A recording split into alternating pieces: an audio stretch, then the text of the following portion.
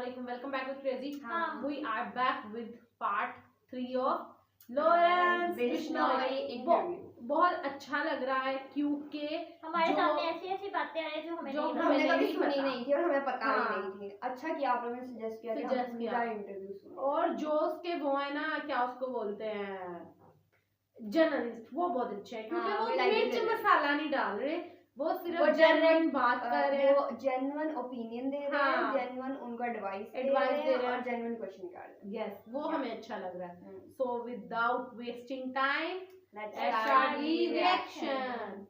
अगर मान लीजिए कि सिद्धू मूसेवाला के पिता को उसने फेसबुक के अपने जो है वो फॉलोअर्स बढ़ाने के लिए कर दिया, तो सलमान खान के साथ उसका क्या तुक था? ये एजेंडा तो आपने दिया था पहले। सलमान खान और सिद्धू मूसेवाला के साथ तो जो है वो खुन्नस आपकी थी, आपके गैंग की थी। लड़का क्यों ये सब करेगा? कहीं ऐसा तो नहीं है कि ये छोटे छोटे लड़के तुम्हारे साथ ही जुड़ने लगे हैं? नहीं, अगर मुद्दा सर एक है तो हम साथ जोड़ने को तैयार हैं जी। सर हमारा सर समाज का मसला है और पर्सनली मैं उससे मतलब इस बात पे सर द्वेष रखता हूँ और कोई वो बात नहीं है जी किसी पैसे के लिए हमने किसी उस बात नहीं कि वो हम अपनी बेइज्जती महसूस करते हैं उस चीज में, इसलिए उसको हम मतलब सबक सिखाना चाहते हैं जी, और कोई बात नहीं है। जिद उसने पकड़ के हम तो माफी मंगाना चाहते हैं कि हमारे समाज से माफी मांग लेगी, और तो कोई जिद है ही नहीं।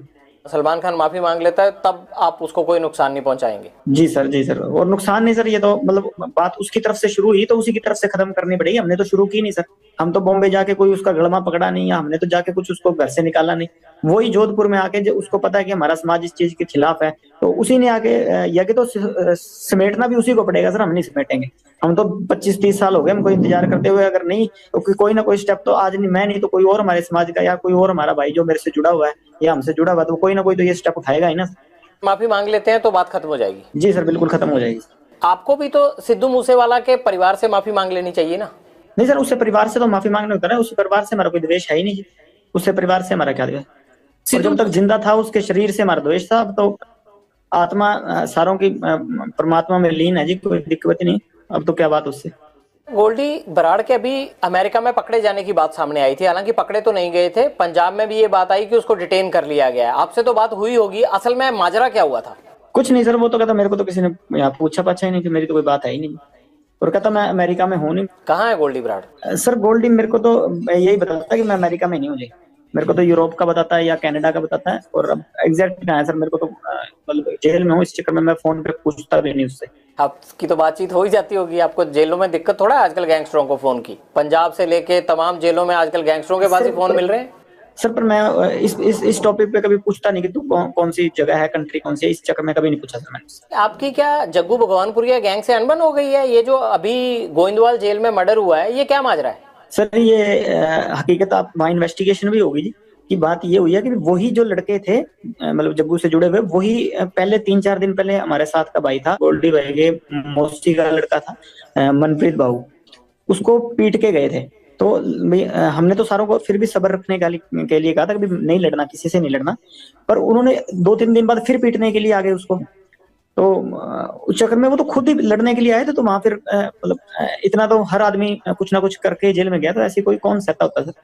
जग्गू भगवानपुरिया और आपने तो मिलके पूरा Sidhu Moosewala murder case plan किया था, और अब जेल में जाके आप लोगों का झगड़ा शुरू हो जाना, ये बात समझ में नहीं आई। कहीं ऐसा तो नहीं है कि जो लोग आपके खिलाफ गवाह बन सकते थे उन दोनों गवाहों को मार दिया गया हो जेल में? नहीं सर, ये मेरी इस सिद्धू के मसले में मेरी और गोल्डी भाई की बात हुई थी। हमने जग्गू के ठिकाने पे आदमी हमारे जरूर रुकवाए थे, बाकी सारा कुछ है जो गोल्डी भाई ने प्लान किया था और उन्हीं को पता है। मेरा तो फोन चल नहीं रहा था और जग्गू का भी उस टाइम फोन नहीं चल रहा था, वो तो गोल्डी भाई ने किया जो किया।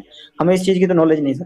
ये कैसे हो सकता है कि बिना सेटिंग के हथियार आ जाएं जेल में और जेल वाले रोकने भी ना आए और 2 लोगों का मर्डर हो जाए? ये कैसे हो सकता है? तो सब सेटिंग से हुआ होगा ना? नहीं सर, कोई सेटिंग नहीं थी, मतलब अगलों की ही गलती थी। और अगर कोई हमला करने आए तो ये तो धर्म है जी कि अपने बचाव के लिए आदमी कुछ भी करेगा। क्या ऐसा तो नहीं है कि वो लोग आपके खिलाफ सिद्धू मूसेवाला मर्डर केस के गवाह बन सकते थे या बड़ा एविडेंस थे, ये बता सकते थे?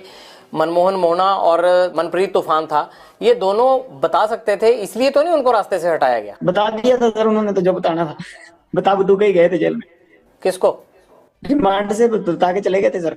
नहीं, पर कोर्ट में भी तो जरूरी होता है ना, रिमांड का बताया हुआ सच सच थोड़ा माना जाता। कोर्ट में तो सर पता नहीं क्या कब होना है, तो 50 जने बस फंसा रखे, वो सारे बेकसूरी फंसा रखे हैं, वो बरी तो होंगे ही।